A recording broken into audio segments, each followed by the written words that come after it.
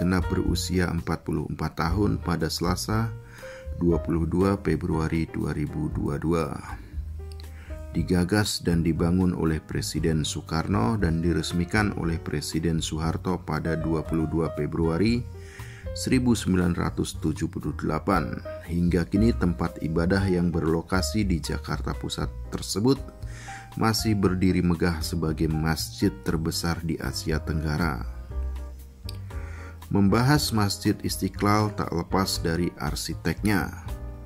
Dialah Friedrich Silaban, seorang Kristen Protestan yang dipercaya Presiden Soekarno sebagai perancang Masjid Istiqlal. Friedrich lahir di Bonan, Dolok, Sumatera Utara pada 16 Desember 1912 dari keluarga petani sederhana. Dia merupakan lulusan Koningin Wilhelmina School, Jakarta tahun 1931. Sekolah setingkat Sekolah Teknik Menengah (STM). Friedrich lantas melanjutkan studinya ke Belanda selama kurun waktu 1949 hingga 1950. Namanya hingga kini masih dikenang. Friedrich besar di era Soekarno meski sempat dipinggirkan di rezim Orde Baru. Dekat dengan Soekarno, rupanya Friedrich merupakan sosok yang dekat dengan Presiden Soekarno. Saking dekatnya, Soekarno bahkan pernah bertamu ke rumah Friedrich di Bogor, Jawa Barat. Namun demikian, kedekatan itu tak lantas memuluskan jalan Friedrich sebagai perancang desain Masjid Istiqlal. Ia ditunjuk sebagai arsitek masjid tersebut setelah memenangkan sayembara. Karya Friedrich berjudul Ketuhanan berhasil memenangi hati para dewan juri termasuk Soekarno. Pakai nama samaran dikisahkan putra Friedrich, Panogu Silaban, sebelum mengikuti sayembara, ayahnya meminta izin Soekarno. Dari situlah Soekarno mengusulkan agar Friedrich memakai nama samaran. Friedrich pernah bertanya kepada Soekarno langsung, "Ini mau ngadain sayembara Istiqlal loh, saya ikut enggak ya?"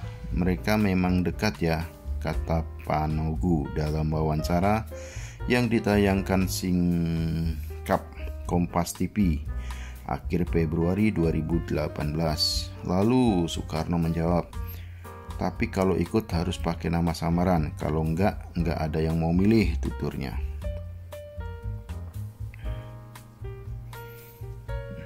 Menurut Panogu, ayahnya memang kerap mengikuti sayembara dengan nama samaran berupa moto.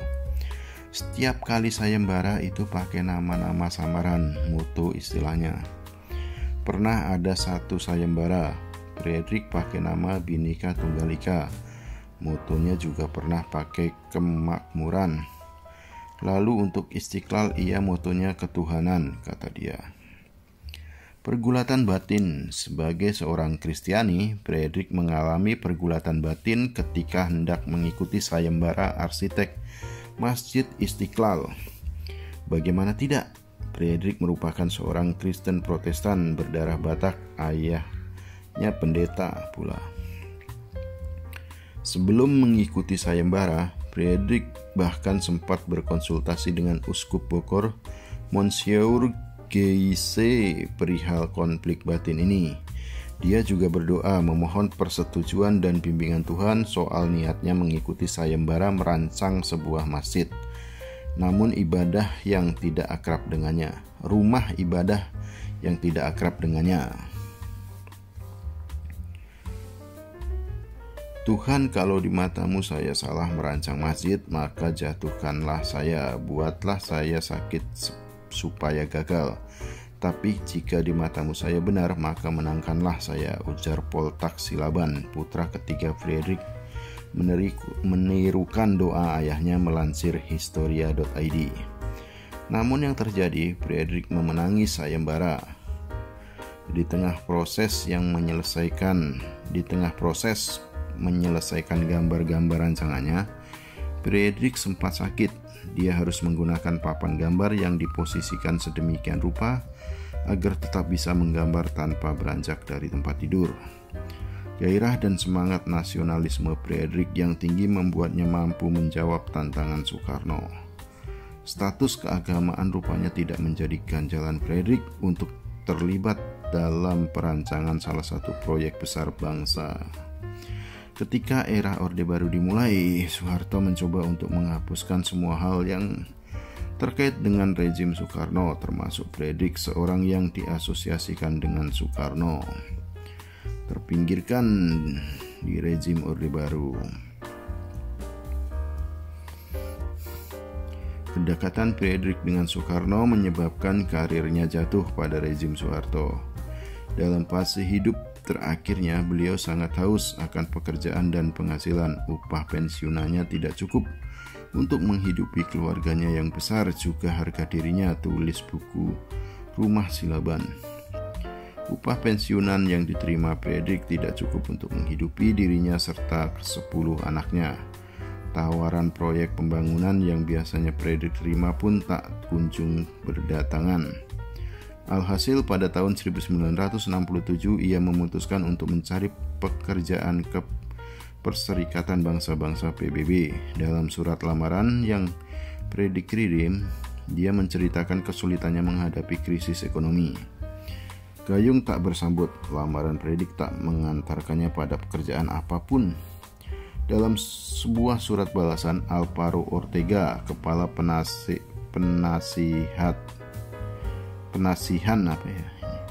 bangunan interregional Departemen Pusat untuk Perumahan, Bangunan, dan Perancangan PBB, menyatakan belum ada lowongan yang sesuai bagi Frederick.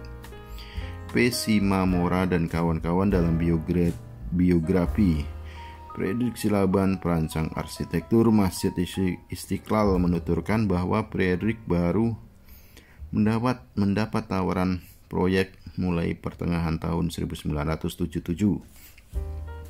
Kala itu Gubernur Sulawesi Tengah memintanya merancang Masjid Agung Kota Palu.